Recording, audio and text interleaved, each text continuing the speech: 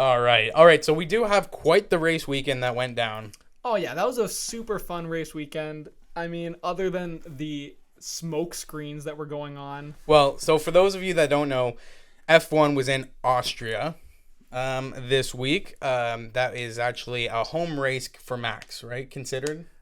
I guess, right? I guess that's kind of there are a lot of Max fans. I don't know if it's considered his home race, but damn, if it's not, I'd hate to see what a home race looks like for the other drivers. In the bullpen. So let's just start off the weekend in chronological order.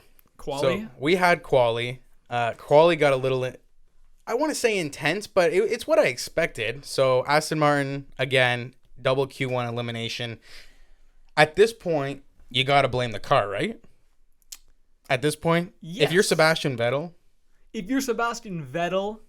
you got to blame the car. Yeah, you can't be a multi-world champion and then go to Aston Martin and just you can't get out of Q1 every single week. So that's a little disappointing for Vettel, but there's definitely going to be some driver movement. We'll get to that after. So then, again, I put this in my notes. Ricciardo out again in Q1. That's what we expect at this point. If we're living this live in qualifying, I wasn't shocked to see that. Alpine, both cars in the top 10. Love to see it. I really, truly think, I'm jumping ahead just a touch, but I really think we're going to see an Alpine podium coming up soon. Well, anyways, we'll get to predictions after. Yeah, keep that for later. Sorry. So, yes, both Alpines were in the top 10. That's fantastic. Yes. And also in the top 10, both Haas. We love Haas. We do. How do you not love Haas? Got a little special place in my heart. With Mick and with K-Mag, those are some beauties. Yeah, and the team dynamic, you gotta love the team with no money, the team that struggles with sponsorship, the team that struggles with drivers.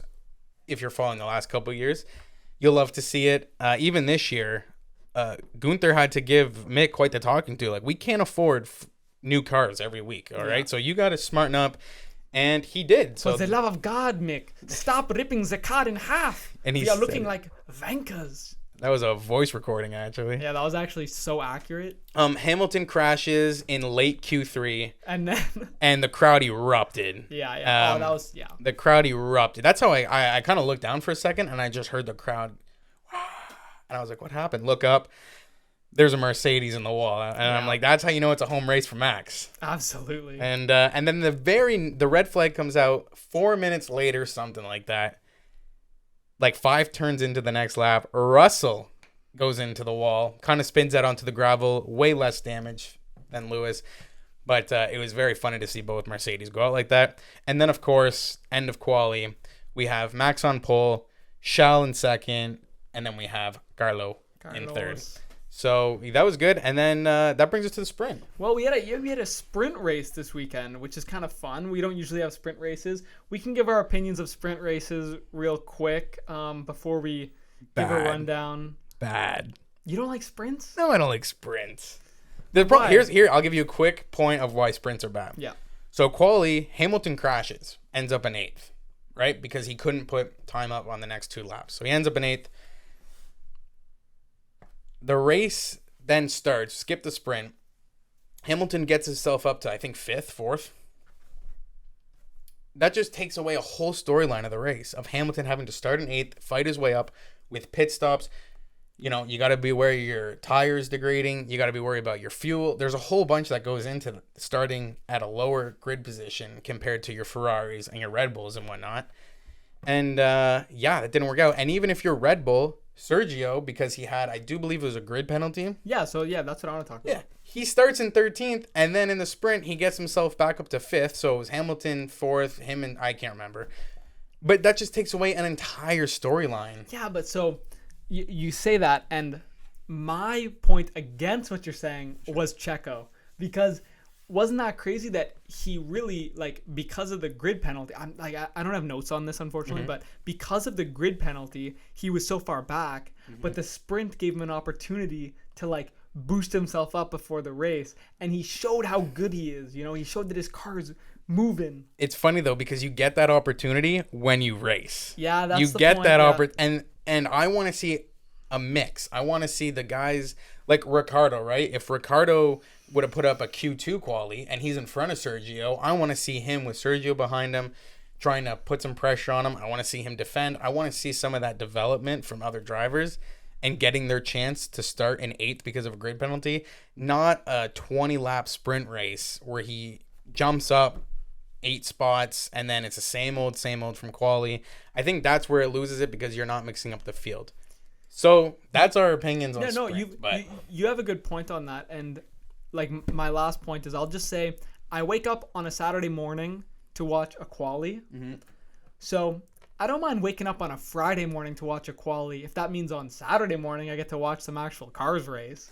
Yeah, but you got to watch them race for 25 minutes, 30 minutes, and it's, I mean, the points are there, so it's still important, but guys race more cautiously because you don't want to wreck your car for the next morning, or in their case, it was the afternoon. For us, it was the morning. So you don't want to wreck your car, so you want to be as cautious as possible. And I want to see more diversity on the grid. You know what I'm saying? Yes. So no, I definitely get that. So what happened in this sprint particularly? Alonso's car didn't start. Yeah, I think they knew it wasn't going to start. Yeah, they just put him out there, I think, to avoid a penalty. I have no idea. Just for looks. Yeah, but they put him out there, had to roll him back in. They tried doing a manual ignite. I did hear that. They have an external starter, so with a rock and a flint stick. Yeah, flint and steel trying and to they just sit there. So his car didn't start. Sergio, we just talked about, 13th gets to 5th. If Ferrari can hear me, figure it out. All right, there is no reason why your number 1 and number 2 driver are fighting on turn 1, 2, and 3 in a sprint race, almost taking each other out on a sprint race.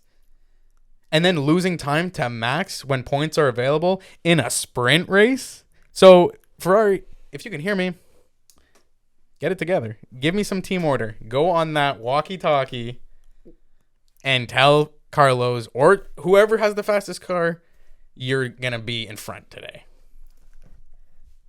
I'd like to disagree, but I'll disagree less later because of how the race actually turned out. Okay. But for right now, why would Carlos not try to pass Charles in the first couple turns is my question. You're trying. No, you're trying to win. But just so everybody knows that if you win a race, that matters that race. But you're trying to build up points to win your championship at the end of the year. So yes, you want to win the race. Yes, you want to be the number 1. Yes, your teammates are going to fight. I get that. No one's saying no. Don't almost take out both of you trying to do so, especially when it's clear Charles had a couple seconds on him, like when the race paced out. Okay, sure. That is true. So you're going to fight him in turns 1, 2, 3, 4, and then maybe you pass him and you're up in front of him for like 2 laps. Charles' tires get warm and he passes you with DRS. I just don't see, especially when you're trying to fight for a championship. And in Charles' case, you're trying to gain points back to gain on Max. But that's the sprint race, essentially. They ended up losing time, I thought, because Ferrari had the pace at the end of the sprint race. They couldn't make it back because they lost too much time at the beginning. Overall, the sprint race wasn't that exciting, I found. Like, yeah, it was fun to watch, but I didn't think there was anything... Other than Checo, really. Yeah, I didn't think there was anything in there where I was like, oh, that's amazing, and that's going to be in the highlight books for this season. But, Max ended up winning the sprint, Charles in second, Carlo in third.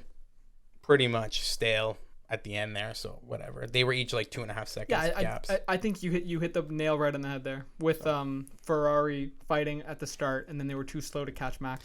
Yeah, so anyway, that was a sprint, and I think just really quick before we get into the race, Vettel was a suspended fine, so they fined him, but they didn't actually hand him. Oh, yeah.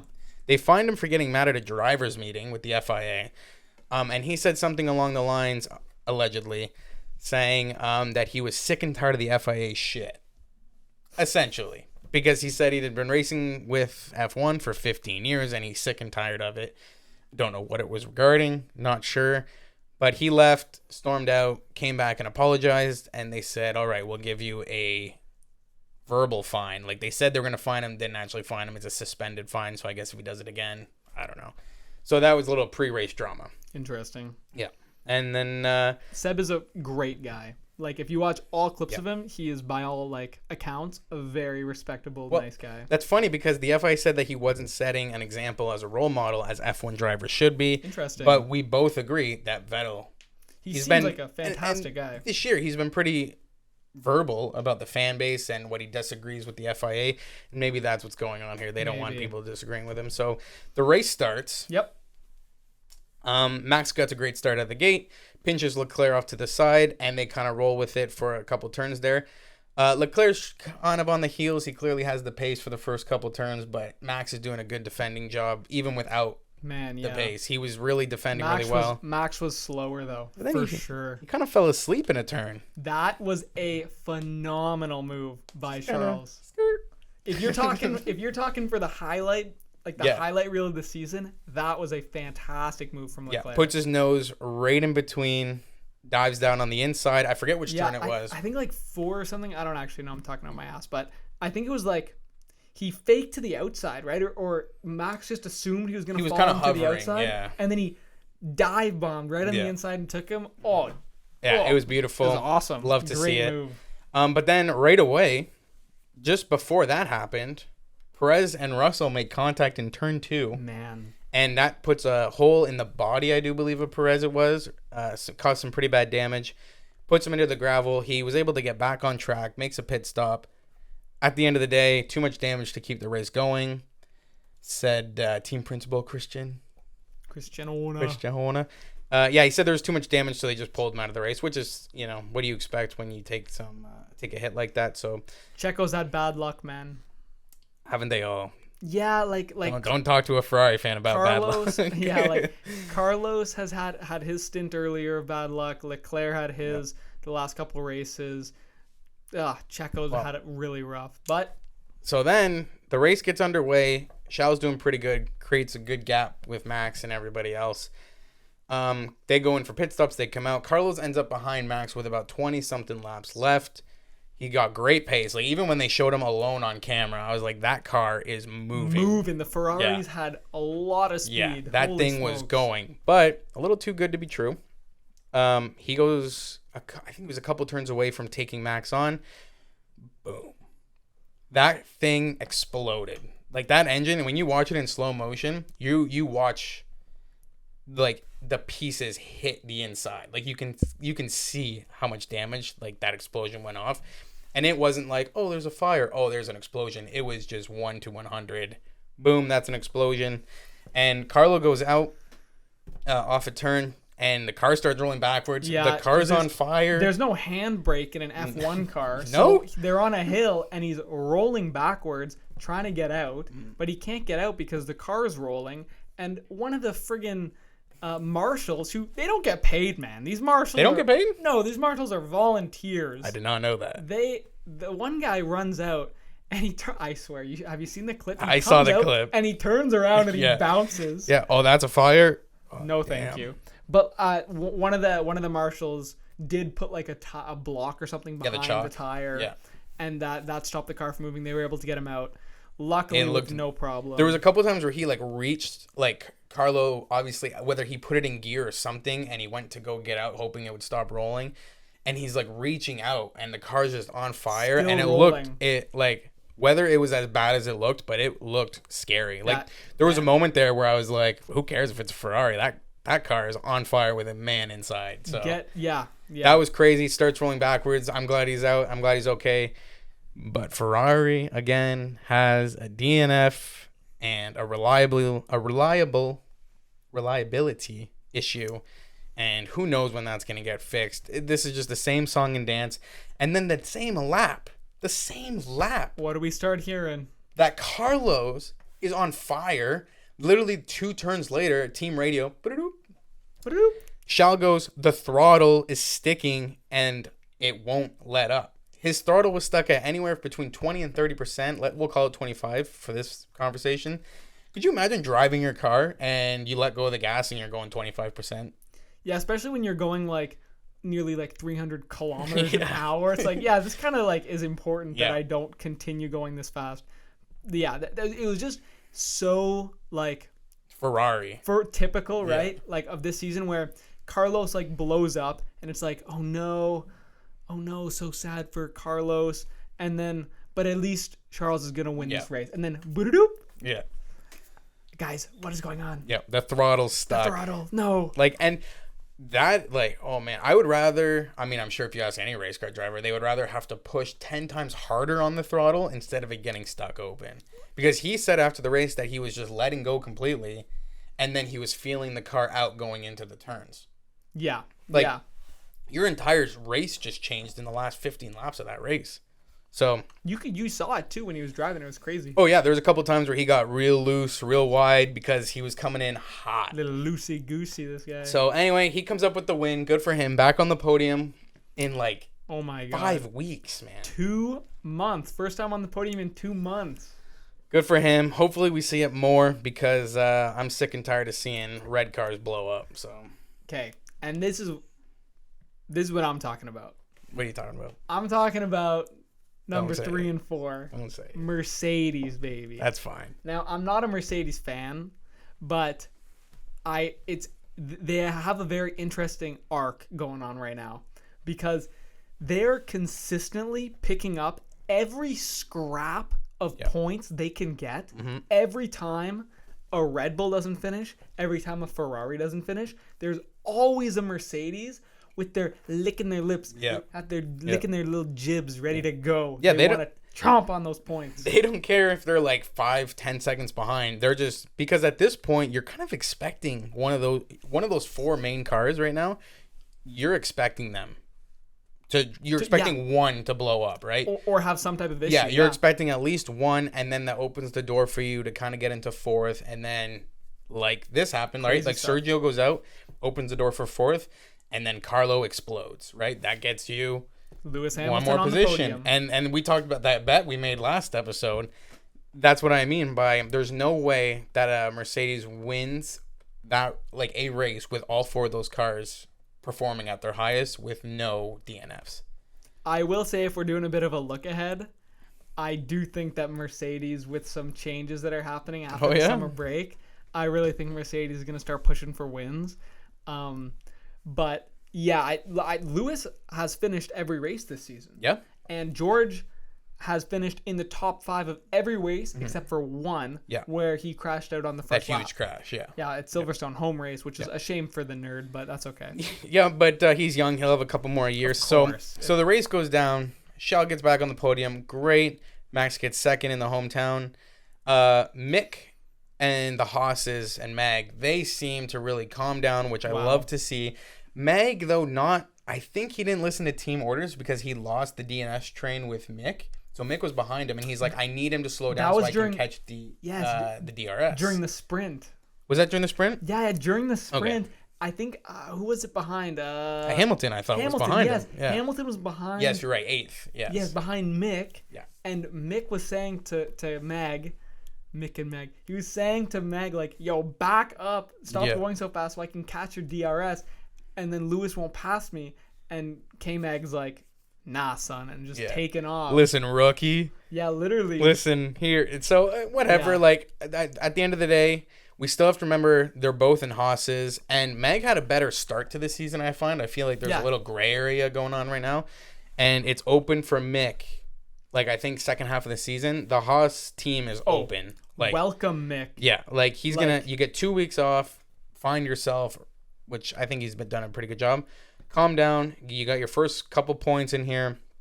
You know, let's do something. I think it's more than that for Mick Schumacher. I really think that like him placing 6th in this race is like monumental for him. Yes. Like personally, because I think he has.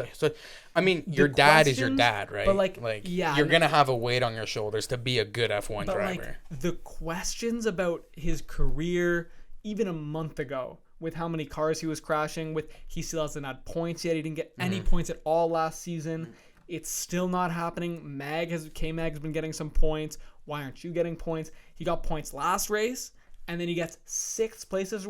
Man, he arrived. Yeah, I think, and I really hope he continues. Yeah, and I just imagine. I mean, sports are really bad for this. Your rookie year. Right? All sports are guilty for this, maybe except for golf. Yeah. Because it's an individual sport, but even F1's obviously individual to a degree. But your first 8 races and you crashed 3 cars and you didn't. Yeah, you'll never have a career here. Washed, absolutely. Especially him being him. I mean, look at Latifi, right? Like Latifi has done absolutely nothing. You're right. Okay. He's the absolute. He's an absolute nothing. And even people are like, oh, he's not good. He's not good. He's not good. But nobody said like the first 2 races, Latifi, get him out of F1 right now. Mick's literally first 2 races, everybody was like, this guy, don't even bother. Of this season. Don't even bother. Because last season they gave him all the benefit of the doubt in the world because his teammate was Nikita Mazepin. So he got all the support last year, but then this year when it came into it, that's kind of when the naysayers started coming in, and Haas was getting points, but Mick wasn't getting any of them. It was all Kevin Magnussen. But Mick didn't race a full season last year, right? No, so it's only half a season, right? There's the whole thing where it's like this is his true rookie season. Exactly. But it's the same thing with all the drivers. Like you look at Yuki last year, Yuki Tsunoda. He didn't have a great year last year, but this year Yuki's really showing that he's like maybe not as good as Pierre, because Pierre's got some pace, man. When Pierre can drive and he doesn't crash, he's not reckless. He's really good, but Yuki's up there. Like you got to give them time. Yep, I think I hope really. I really hope that Mick really shows up because we all want him to win. And especially, obviously, we're not going to pretend like his name doesn't add anything to this. Yeah, of course. His name obviously brings something to the table. But both Haas's, both Alpines get points. And then just before we keep going, go ahead. You're not even going to talk about my team you're talking about double points. You're not even talking about McLaren. I was just going to McLaren right now. You weren't. Yeah, I was right here. So right here, Ricardo. You were going to talk about UFC or something. Ricardo. Yeah. Ricardo. The man, Daniel Ricciardo. So I judged him a lot in Q1 in the sprint race, but he ends up getting into 10th? Ninth. Both McLarens get points, but here's where my criticism comes in. Yeah. Ricardo needs multiple 2 to 3 weeks after the midseason break of points. Oh, yeah. Because they've been very open about his contract maybe not going 3 years. They've been very open with that. That's been a conversation. Ricardo comes out today at some point and says, I plan on finishing my contract. Well, unfortunately, it is not his choice, really. There are certain caveats in there or whatever loopholes. They can get him out of that. Exactly. And then they announce that an IndyCar driver, Colton Herta, I've been hearing about this kid, will be testing with McLaren for 2 days. Yeah. American. American. Now, whether that's to scare Ricardo, whether that's to look for your future. Well, they found Lando. They did, but you don't really want two. No, but you don't want a rookie driver under Lando, would you? Yeah, you do. Yeah, you do. You'd be that team. Lando's the guy. You think so? I'm a McLaren fan, but Lando's the guy. Yeah. So Lando's on the level. I hope this Ricardo comes back and says, "Oh wow, they're testing with new people. They're testing with new drivers. No, I need to put it in gear." That's not what he'd say. He'd say, "They're testing with new drivers, with new guys. I'll put it in gear, mate." There you go. So hopefully that sparks something. And then post-race, really quick, we got to move on. But post-race, talking about abusive fans at Austria. Oh, yeah. Tons of negative things, abuse, and all these things coming out. I don't know what was going on in those grandstands. But F1, you got to do better. I heard some crazy stories. Burning hats, burning flags, just nonsense, pushing people, hitting people, throwing things at people. Obviously, your security can't detect a canister in people's pockets because there was enough colored smoke in the air to, honestly wave flags. They could have called a yellow flag at the beginning of the race because those first couple turns were orange. Is that a canister in your pocket, or are you just happy to see me? I don't know. There was a bunch of F1 fans that were just happy to be there, I guess. I guess so. Looking ahead to next or 2 weeks. France. Well, because sorry, I just cut you off to change the subject, but I did want to mention Esteban. In the Alpine? Esteban. Esteban Ocon, fantastic performance. We haven't talked about any of the Alpines, but 5th place. I think it was his 100th race or something like that. Yeah, I think it was his 100th race. His 100th race in F1, P5. I think Alpine is getting a podium soon, and I think we're gonna see an Ocon podium. I like that kid. You know, the way He's fast. That car is fast on the straights. It's nuclear on the straights. I've been very impressed with the Alpine team in general. The drivers, especially, obviously, but the like engineers, team principals. I forget his name. He's on all the time too. I should know this. I gotta be better. But they're doing great. So very happy to see that. Track limits, big storyline after the race because tons of penalties given out. Well, tons of warnings given out. There was 5-second penalties. There was like 40 warnings though. Yeah, each driver had 2 warnings. But they warned Lewis, and he was like, "I haven't even gone off. What are you talking about?" Yeah, but that's Lewis. Yeah, well, of course. Lewis, he's just grateful. He's just so grateful. He's grateful. But like Charles and Max both get 2 warnings, I think, in the first 10 laps. Yeah. And then nothing. So it's like, did the FIA just sit there and go, we gave our warnings, but we don't actually want to get involved in who wins a championship. So yeah, we'll take a seat back. But drivers openly expressed they're not happy with the FIA. And I did find out, too, I was not aware of this, that the FIA is rotating marshals, stewards, and race directors alternatively. So one race, runways. I don't know how good that works, but the drivers are not happy about it. But we'll have lots of time to cover our predictions going into France. Yeah. So I think now we move on to the event this weekend. I will say. Yeah. Esteban's home race next race. So if we are making predictions, there's a couple people with home races next week. And Mick, driver of the day. Mick, driver of the day. Did you see how happy he was when they told him he was driver of the day? He was like a little kid. What a little cutie. Yeah. I love that guy. You wiping tears? Yeah, come on. What a nice guy. Yeah, you're so happy. You saw that beautiful smile light up. But just to contradict that real quick, when K-Mag didn't let him into his DRS, DSLR. When he didn't let him in his DRS, he reminded me of Michael Schumacher, like how angry he was. You know, a lot of people posted like a side-by-side. I saw that. God. And when he got like annoyed and his face kind of like dropped in, he looked exactly like his dad. It was really crazy. Yeah. Okay, and and we're pretty recent to the F1 scene, like the last couple of years. So we didn't get to really take in the whole Schumacher thing. So I hope a Schumacher dynasty breaks out. That'd be super cool. So that we can say we were part of one.